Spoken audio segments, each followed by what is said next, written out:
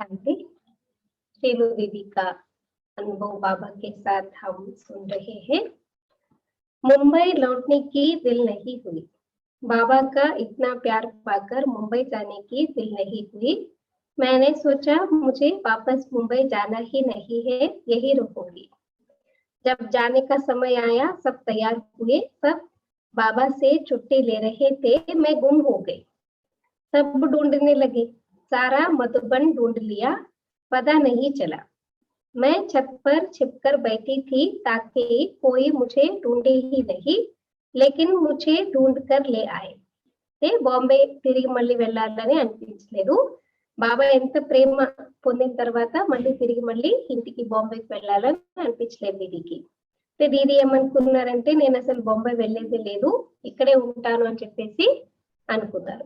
అయితే వెళ్లే సమయం దగ్గర పడినప్పుడు అందరూ తయారైపోయి బాబా నుండి చుట్టి తీసుకోవడానికి వెళ్ళారు. అయితే దీది ఏం చేశారంట, దాక్కుండిపోయారంట. అందరూ వెతుక్కుంటూ ఉన్నారు. सब ढूंढने लगे, सारा मधुबन ढूंढ लिया, पता नहीं चला. అంటే అంతా వెతికారన్నమాట మధుబన్ అంతా, కానీ ఎవరికి కూడా కనిపించలేదు దీది. मैं छत पर छिपकर बैठी थी ताकि कोई मुझे ढूंढे ही नहीं, लेकिन मुझे ढूंढ कर ले आए. అంటే పైకి వెళ్ళిపోయారన్నమాట, చెత్త పైకి వెళ్ళిపోయి దాక్కుండిపోయారు. అంటే ఎవరు నన్ను వెతికి పట్టుకోకూడదు అని చెప్పేసి వెళ్ళి దాక్కుంటున్నారంట, కానీ నన్ను పట్టుకొని వచ్చారు. जैसे बाबा के सामने गई, बाबा सब समझ गए. मैं बाबा के सामने खूब रोई, कहा मुझे वापस मुंबई नहीं जाना, मुंबई तो माया नगरी है, मुझे यही रहना है. బాబా దగ్గరికి తీసుకెళ్లిన తర్వాత బాబాను పట్టుకొని దీది చాలా ఏడ్చారంట. బాంబే మాయా నగరి, నేను మళ్ళీ బాంబేకి వెళ్ళను, నేను ఇక్కడే ఉంటాను మీ దగ్గర అని చెప్పేసి. चतुर सुजान बाबा बच्चों की दिल रखते थे. बाबा ने मेरी लौकिक माता जी को कह दिया, अच्छा ठीक है बच्ची, यह बच्ची यही रहेगी, बाबा इसको स्कूल में पढ़ाएंगे, आप लोग वापस मुंबई जाओ.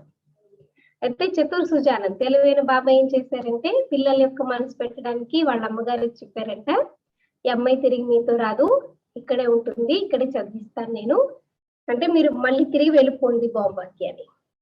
माताजी मुझे देखने लगी कि यह 12-13 साल की लड़की यहाँ क्या रहेगी, बाबा के पास पढ़ाई कहाँ करेगी. मैं खुश हो गई कि मैं तो मधुबन में रहूंगी. మాతాజీ అమ్మాయిని చూస్తూ బాబాని చూస్తూ ఉండిపోయారంట. ఎందుకంటే శీలు దీదికి అప్పుడు ఎంత 12-13 years. సో 12-13 సంవత్సరాల వయసులో ఈ అమ్మాయి ఇక్కడ ఉండి ఏం చదువుకుంటుంది, బాబా దగ్గర ఎలా ఉంటుంది అని చెప్పేసి అనుకున్నారంట. కానీ దీది మాత్రం చాలా సంతోషించారంట, నేను మధుబన్లో ఉండిపోతున్నాను అని. फिर बाबा ने मुझे बहुत प्यार से समझाया, देखो बच्ची, तुमको तो विश्व की सेवा करनी है, यहाँ रहोगी तो यहाँ तो अच्छे स्कूल नहीं है, तुमको तो इंग्लिश में बहुत होशियार होना है, बाबा तुमको विदेश भेजेगा. ఆ తర్వాత ప్రేమగా బాబా తనకి అర్థం చేయించారంట, చూడు నువ్వు చాలా విశ్వమిక్క సేవం చేయాలి, మరి ఇక్కడే ఉంటే ఇక్కడ మంచి స్కూల్ లేదు, నువ్వు ఇంగ్లీష్ లో చాలా తెలివైన దానిగా కావాలి, ఎందుకంటే నిన్ను బాబా విదేశాలకు పంపిస్తారు అని చెప్పారు. बाबा उस समय विदेश को बहुत याद करते थे और इंग्लिश स्पीकिंग हैंड्स को उसी रूप में कहते भी थे. ఆ టైంలో బాబా విదేశీ సేవ గురించి చాలా ఆలోచించేవారు అనమాట. అలాగే ఇంగ్లీష్ మాట్లాడే హ్యాండ్స్ గురించి కూడా బాబా అదే రూపంలో చూస్తూ ఉండేవారు. बाबा ने कहा तुम मुंबई में जाकर अच्छे स्कूल में पढ़ो तो बाबा तुमको विदेश भेजेगा. బాబా అన్నారనమాట, అక్కయ్యతో నువ్వు బాంబేకి వెళ్ళి మంచి స్కూల్లో చదువుకుని ఇంగ్లీష్ నేర్చుకో, అప్పుడు నేను నిన్ను విదేశాలకు పంపిస్తాను అని చెప్పారు. जब पढ़ाई पूरी होगी तो बाबा तुमको मधुबन में बुला लेगा. అలాగే ఎప్పుడైతే నీ చదువుకోవడం పూర్తయిపోతుందో అప్పుడు నిన్ను బాబా మధుబన్కి తీసుకొస్తాను, పిలుస్తాను అని చెప్పారు. बुद्धि में बाबा के सिवाय कुछ ना रहा, बाबा बुला लेगा, यह सुन मैं बहुत खुश हो गई और खुशी खुशी ముంబై వాపస్ లౌట్ గయి. ఫస్ట్ సరే ఉండిపోతుందిలే అని చెప్పారు, తర్వాత మళ్ళీ ప్రేమగా అర్థం చేయించి మళ్ళీ ఏం చెప్పారంటే, నిన్ను బాబా పిలుస్తారు అనేటప్పటికీ అంటే అక్కయ్య మనసులో అనమాట అదే ఉండిపోయింది, నన్ను బాబా పిలుస్తారు అని చెప్పేసి అలా సంతోషంగా మళ్ళీ బాంబేకి తిరిగి వెళ్ళిపోయారు. अब मेरी बुद्धि ऐसी हो गई थी जिसमें बाबा के सिवाय कोई नहीं था. स्कूल जाती थी तो स्कूल में भी सब मुझे మీరాబాయి कहकर बुलाते थे. అంటే శీలు దీది బుద్ధిలో మొత్తం బాబా తప్ప ఇంకేది ఆలోచనలు వచ్చేవి కాదంట. స్కూల్ కి వెళ్ళినా సరే అందరూ అనేవారంట ఈమె మీరాబాయి అయిపోయింది అని చెప్పేసి అనేవారంట. मेरे सहपाठी होटल पिक्चर में जाते पर मैं न्यारी रहती थी. स्कूल जाने से पहले सेंटर पर जाना मेरा नित्य नियम था. बाबा भी कहते थे बच्ची अच्छी तरह से पढ़ाई पढ़ो फिर बाबा तुमसे बहुत सेवाएं लेगा.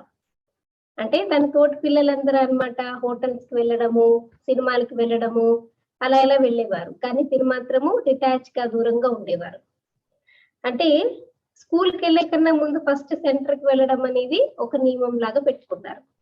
ఎందుకంటే బాబా అంటారు కదా నువ్వు బాగా చదువుకో నీతో బాబా నీకు చాలా సేవను చేయించేది ఉంది అని చెప్పేసి. रूहानी डॉक्टर बनो. सन 1967 में मैं कॉलेज में सेकेंड ईयर में थी. मेरे परिवार की तरफ से बहुत जोर था कि मैं मेडिकल साइड लूं, डॉक्टर बनूं, परंतु मुझे यह लगन थी कि मुझे बाबा की सेवा करनी है. అయితే 1967 లో అంటే సెకండ్ ఇయర్ కాలేజ్ లో చదువుతున్నప్పుడు దీది వాళ్ళ పరివారం వాళ్ళకి ఏంటంటే తను డాక్టర్ చదివితే బాగుండు అని చాలా ఉంది అనమాట. మెడికల్ సైడ్ తీసుకుని డాక్టర్ అవ్వాలి అని. కానీ దీదీకి ఏముంది నేను బాబా యొక్క సేవ చేయాలి అని ఉంది అనమాట. मैंने बाबा को पत्र लिखा कि मेरे घर वाले ऐसे कह रहे हैं तो मैं क्या करूं. बाबा ने मुझे पत्र लिखा कि बच्ची बाबा की आप में बहुत उम्मीदें हैं. बाबा तो चाहेंगे कि आप जैसी बच्चियां रूहानी डॉक्टर बनकर विश्व की सेवा करें. बाबा की इच्छा है कि आप रूहानी डॉक्टर बनो. ये नहीं कहा कि डॉक्टर पढ़ाई नहीं करो. అయితే దీనికి అర్థం కాలేదన్నమాట. అప్పుడు బాబాకి లెటర్ రాశారనమాట. మరి ఇలా అంటున్నారు లౌకికంలో డాక్టర్ చదివితే బాగుండు అని, మరి ఏం చేయాలి అని చెప్పేసి. అయితే బాబా మళ్ళీ లెటర్ కి ఆన్సర్ రాసేది ఏంటంటే బాబాకి నీ పైన చాలా ఆశలు ఉన్నాయి. బాబా కోరుకుంటారు మీలాంటి అమ్మాయిలు ఆత్మిక డాక్టర్స్ గా అయ్యి విశ్వం యొక్క సేవ చేయాలి అని. బాబా కోరిక ఏంటంటే నువ్వు ఆత్మిక డాక్టర్ గా కావాలి అని. అంటే ఇలా చెప్పలేదు డాక్టర్ చదవడం మానే అని చెప్పలేదు. కానీ ఆత్మిక డాక్టర్ అవ్వాలని బాబా కోరుకుంటున్నారు అని చెప్పారు. मुझे रास्ता मिल गया. जैसे ही मुझे बाबा का पत्र मिला मैंने निर्णय कर लिया कि मुझे डॉक्टर नहीं पढ़नी, मुझे तो रूहानी सेवा करनी. అంటే దారి తెలిసిందనమాట. బాబా లెటర్ దొరికిన వెంటనే అక్కడికి అర్థమైపోయింది నేనేం చదివేది లేదు, ఇంకా సేవలోనే ఉండాలి అని. घर वालों की तरफ से और विघ्न आने लगे. बहुत बड़ा परिवार था, समझ में नहीं आया क्या करूं. అయితే ఇంటి వాళ్ళ వైపు నుంచి చాలా సమస్యలు వచ్చాయన్నమాట. ఎందుకంటే పెద్ద పరివారము, అయితే ఏం చేయాలో అర్థం కాలేదు అప్పుడు. उस समय डॉक्टर निर्मला दीदी वर्तमान समय ज्ञान सरोवर निर्देशिका बॉम्बे में रहती थी. उन्होंने उस समय अपनी मेडिकल प्रैक्टिस बाबा की श्रीमत प्रमाण छोड़ दी थी. बाबा ने उनको कहा था बच्ची मेडिकल प्रैक्टिस छोड़कर एक मकान लो, वहां सेंटर खोलो और वहां कुमारियों की ट्रेनिंग रखो, क्योंकि कुमारियों को तैयार कराकर विश्व सेवा में भेजना है. ఆ టైంలో డాక్టర్ నిర్మలా దీది ప్రజెంట్ ఇప్పుడు జ్ఞాన్ సరోవర్ సంభాలిస్తున్నారనమాట. ఆస్ట్రేలియాలో కూడా ఉండి చాలా సంవత్సరాలు సేవ చేశారు. అయితే ఆ దీది బాంబేలో ఉండేవారు అనమాట. తన సమయంలో మెడికల్ ప్రాక్టీస్ బాబా శ్రీమతానుసారంగా విడిచిపెట్టారు. అంటే చదివారు కానీ బాబా వద్దనేటప్పటికి మెడికల్ ప్రాక్టీస్ వదిలిపెట్టేశారు. తనకి ఏం చెప్పారు బాబా అంటే నువ్వు మెడికల్ ప్రాక్టీస్ విడిచిపెట్టి ఒక ఇల్లు తీసుకో, అక్కడ సెంటర్ తెరు, అక్కడ కుమారులందరికీ ట్రైనింగ్ ఇస్తూ ఎందుకంటే కుమారులను తయారు చేసి విశ్వ సేవలోకి పంపించాలి అని. दीदी के माता पिता ने वर्षे के रूप में कांदिवली मुंबई में उन्हें एक मकान दिया. అయితే నిర్మలా దీది వాళ్ళ అమ్మ నాన్న వారసత్వ రూపంలో తనకి ఏంటంటే కాందివలి బాంబేలో ఒక ఇల్లు కొనిచ్చారంట. उसी मकान में दीदी ने कुमारियों की ट्रेनिंग रखी. मैं भी उसमें गई और उनके सामने अपना प्रश्न रखा. అయితే దాంట్లో దీది ట్రైనింగ్ కుమారులకు పెడితే షీలు దీది కూడా వెళ్ళారనమాట ట్రైనింగ్ లో.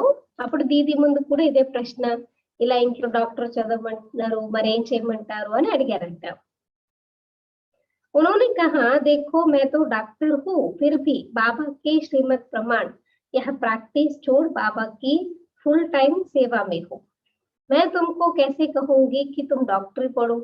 उनके इन शब्दों से मुझे रास्ता मिल गया कि मुझे बाबा की सेवा में ही रहना है। అయితే దీదిని అడిగితే దీది చెప్పారనమాట, నేను ఖుద్ డాక్టర్ చదివారనమాట దీది. డాక్టర్ని కానీ బాబా చెప్పిన శ్రీమతం ప్రకారంగా ప్రాక్టీస్ విడిచిపెట్టి బాబా యొక్క ఫుల్ టైం సేవలో నేనున్నాను. మరి నేను నీకు ఎలా చెప్తాను నువ్వు డాక్టర్ చదువు అని. అంటే తన మాటలతో అన్నమాట షీలు దీదికి దారి లభించింది బాబా యొక్క సేవలోనే నేను ఉండాలి అని. समर्पित होने की लगन लगी। उन दिनों दादी प्रकाशमणि मुंबई गामदेवी सेंटर की इंचार्ज थी। हम वही क्लास करने जाते थे। हमने उनसे कहा, समर्पित होना चाहती हूँ। दादी जी ने कहा, अपने घर वालों से चिट्ठी लेकर आओ। बिना चिट्ठी कैसे रखेंगे। అంటే ఆ టైంలో అనమాట ప్రకాష్మణి దాది, పెద్ద దాది బాంబే గామదేవి సెంటర్ ని సంభాలించేవారు. అయితే అక్కడ క్లాస్ కి వెళ్ళేవారు అనమాట షీలు దీది. దీది అడిగారంటే నేను సమర్పితం అవ్వాలనుకుంటున్నాను సెంటర్ లో అని. దాది అన్నారంట, మీ ఇంటి వాళ్ళ నుంచి స్వీకృతి పత్రం చుట్టి తీసుకుందా, లేకపోతే ఎలా పెట్టుకుంటాం నేను సెంటర్ లో అని అన్నారు. अब चिट्ठी कहाँ से मिले, घर वाले देने को तैयार नहीं थे। लौकिक चचेरा भाई अमेरिका में था, वो लिखता था, तुम अमेरिका में आओ, हम तुम्हें यहाँ पढ़ाएंगे। అయితే మరి లెటర్ ఎవరిస్తారు, మరి ఇంట్లో ఎవరు కూడా రెడీ లేరు కదా, ఎందుకంటే చాలా పెద్ద పరివారము, వదలడానికి ఎవరు ఒప్పుకోరు, మరి ఎక్కడి నుంచి తీసుకోవాలి మరి. అయితే లౌకికంలో చిన్నాన్న కొడుకు అన్నమాట, అమెరికాలో ఉండేవాడు. ఆయన ఎప్పుడు కూడా అనేవాడంటే, నువ్వు అమెరికారా, నేను నేను అక్కడ చదివిస్తాను అని. मेरे मन में था कि माया नगरी अमेरिका में जाकर क्या करना है, मुझे तो बाबा की सेवा करनी है. దీదికి ఎప్పుడు ఉండేదన్నమాట, మాయా నగర్ అమెరికాకి వెళ్ళి ఏం చేసేది ఉంది, బాబా యొక్క సేవనే చెయ్యాలి అని. सभी पहुंच के मधुबन। सन 1969 में मैं कॉलेज के आखिरी वर्ष में थी। इम्तिहान की तैयारियां चल रही थी।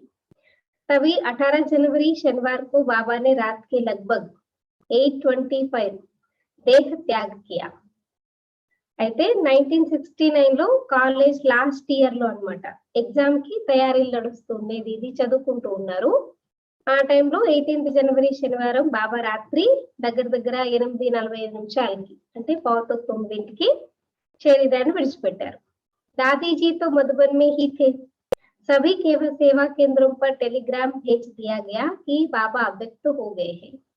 जैसे ही समाचार मिला, सभी भाई बहनों को जो भी साधन मिला रात भर सफर करके भी मधुबन पहुंच गए. అయితే దాది అందరికి తెలియజేశారు కదా, మధుబన్ లో అందరికి దాది అక్కడే ఉన్నారు, ప్రకాష్మణి దాది. అయితే అందరికి తెలియజేశారు ఏంటంటే, టెలిగ్రామ్ పంపించారు బాబా అవ్యక్తమైపోయారు అని. సమాచారం తెలిసిన వెంటనే ఎవరికి వాళ్ళనమాట, ఏ సాధనం దొరికితే ఆ సాధనం తీసుకొని అందరూ మధుబన్ కి చేరుకున్నారు. रविवार सुबह 19 तारीख जब मैं सेवा केंद्र पर गई तो देखा वहां केवल 2-4 भाई बहने शांति में बैठे थे. रविवार को तो बहुत चहल पहल होती है सेंटर पर. मुझे कुछ समझ नहीं आया कि ऐसा क्यों है, क्योंकि 18 तारीख रात को क्लास करके मैं 8 बजे घर चली गई थी, इससे मुझे कोई समाचार नहीं मिला था. అయితే నెక్స్ట్ డే సండే, శనివారం బాబా రాత్రి 9:30కి శరీరం విడిచిపెట్టారు. అయితే తర్వాత రోజు సండే రోజు తన క్లాస్కి వెళ్తే పొద్దున్న 2-3 ఉన్నారు, శాంతిగా కూర్చున్నారంట. మామూలుగా సండే ఎక్కువ మంది ఉంటారు కదా క్లాస్ లో. దీదికి అర్థం కాలేదు, ఏంటి ఇంత తక్కువ మంది ఉన్నారు, ఏమైంది అని. ఎందుకంటే ముందు రోజు 18th రోజు రాత్రి 8 వరకు ఉండి తర్వాత ఇంటికి వెళ్ళిపోయారు. 8 తర్వాత కదా సమాచారం వచ్చింది, 9 కదా బాబా శరీరం విడిచిపెట్టిన తర్వాత సమాచారం వచ్చింది. అంటే దీనికి ఏం తెలియదు అనమాట. मैंने सेंटर पर एक बहन से पूछा तो उसने बड़े उदास मन से कहा, बाबा ने शरीर छोड़ा है. मैंने कहा, बाबा ने शरीर छोड़ा, ऐसा कैसे हो सकता है. అయితే అక్కడ సెంటర్ లో ఉండే ఒక అక్కయ్యని అడిగితే తను చాలా ఉదాసీనంగా చెప్పారనమాట, ఏంటి బాబా శరీరం విడిచిపెట్టారు అని. దీది అన్నారనమాట, बाबा शरीर विडिचिपेट्टारा ఇలా ఎలా వీలవుతుంది? उस समय मुझे इतना बड़ा शॉक लगा, मुझे लगा कि सारी धरती हिल रही है और जैसे कि आकाश से फटेगा और सब कुछ नीचे आ जाएगा और मैं कांपने लगी. ఆ సమయంలో దీదికి ఎలా అనిపించిందంటే పూర్తిగా అన్నమాట ఒక షాక్ తగిలినట్టు అన్నమాట. అంటే భూమంతా కూడా ఇలా మొత్తం కదిలిపోతుంది, ఆకాశం ఇప్పుడు పగిలిపోతుందంటే పగిలిపోతుంది, ఇంక అంతా కిందకెళ్ళిపోతుంది. ఇంక నేను ఇలా ఊగిపోతూ ఉన్నారనమాట. చాలా అన్నమాట షివరింగ్ చేస్తూ ఉన్నారనమాట शीलू दीदी. मुझे लगा कि बाबा गया तो अब दुनिया खत्म हो जाएगी. फिर मैंने अपने को जैसे तैसे संभाला. దీదికి అనిపించిందన్నమాట, బాబా వెళ్ళిపోయారంటే ఇంకేం లేదు, ప్రపంచమంతా సమాప్తమైపోతుంది అని. వాళ్ళు ఏదో ఒకలాగా తనని తాను దీది సంపాదించుకున్నారు. बाबा गए नहीं है. मैं बाबा के चित्र के सामने गई और कहा, बाबा आप चले गए, यह कैसे हो सकता है? బాబా చిత్రం ముందుకు వెళ్ళి దీది మాట్లాడారంట చిత్రంతో, బాబా మీరు వెళ్ళిపోయారు అంటే ఇది ఎలా వీలవుతుంది అని. मैंने आपकी इच्छा तो पूरी नहीं की है. आपने मेरे में इतनी ऊंची उम्मीदें रखी कि बच्ची रूहानी सेवा करेगी, रूहानी डॉक्टर बनेगी, बाबा अब क्या होगा? దీది అన్నమాట తనను తాను కొంచెం గిల్ట్ ఫీలింగ్ లోకి వెళ్ళి, అయితే నేనైతే మీ ఆశని పూర్తి చేయలేదు మరి. అయితే ఎందుకంటే మీరు ఎప్పుడు అంటూ ఉండేవారు, అమ్మాయి నువ్వు ఆత్మిక సేవ చేయాలి, ఆత్మిక డాక్టర్ గా కావాలి, మరి బాబా ఇప్పుడు నేనేం చేయాలి? तो जैसे जैसे मैं बाबा से बात कर रही थी वैसे वैसे मुझे बाबा के अव्यक्त स्वरूप का अनुभव हो रहा था. బాబా చిత్రంతో ఎలా ఎలా అయితే దీది గారు మాట్లాడుతూ ఉన్నారో, బాబా చిత్రం ద్వారా తనకి అవ్యక్త స్వరూపం ద్వారా అనుభవం అవుతూ పోయింది. फिर मैंने लौकिक माता को समाचार सुनाया तो उन्होंने कहा, जब तुम पैदा हुई तो यही अव्यक्त स्वरूप मेरे सामने भी आया था. అయితే లౌకిక మాతాజీకి అన్నమాట తన సమాచారం చెప్పారు, ఇలా బాబా అవ్యక్తమైపోయారు ఇలా అనిపించింది అని చెప్తే, అప్పుడు వాళ్ళ లౌకిక తండ్రి చెప్పారనమాట, ఏంటంటే నువ్వు ఎప్పుడైతే పుట్టావో అప్పుడు ఇలాగే అవ్యక్త స్వరూపం నా ఎదురుగుండా వచ్చింది. అయితే అప్పుడు చెప్పారు కదా వాళ్ళ తండ్రి చనిపోయారు, అంతకన్నా ముందు అంటే వాళ్ళ మాతాజీకి సాక్షాత్కారమైంది, ఇలా బ్రహ్మ బాబా వచ్చి ఈ అమ్మాయి నా అమ్మాయి నాకు ఇచ్చేసేయి, నా వారసత్వానికి అధికారి అని చెప్పారు కదా చిన్నప్పుడు. అది చెప్పారనమాట అమ్మాయికి. अव्यक्त रूप में बाबा जैसे कह रहे थे, बच्ची बाबा गए नहीं है, बाबा आपके साथ है और साथ ही रहेंगे और बच्चों को साथ लेकर ही जाएंगे, बाबा ऐसे नहीं जाएंगे. అంటే అవ్యక్త రూపంలో ఎలా అనిపించింది అంటే, బాబా నీతో పాటుగానే ఉన్నారు, నీతో పాటుగానే ఉంటారు, మిమ్మల్ని తీసుకెళ్లకుండా బాబా ఎక్కడికి వెళ్ళరు, ఇలా అనిపించింది. इससे मुझे बहुत धीरज मिला. उसके बाद मैं यज्ञ में समर्पित होगी. అంటే ఆ అనుభవంతో దీదికి చాలా అన్నమాట ధైర్యం లభించింది. ఆ తర్వాత యజ్ఞంలో సమర్పితం అయిపోయారన్నమాట. तब से बाबा ने देश विदेश में अनेक प्रकार की सेवाओं के निमित्त बनाया. तब से अब तक बाबा साथ है, इसी अनुभूति में चल रहे हैं.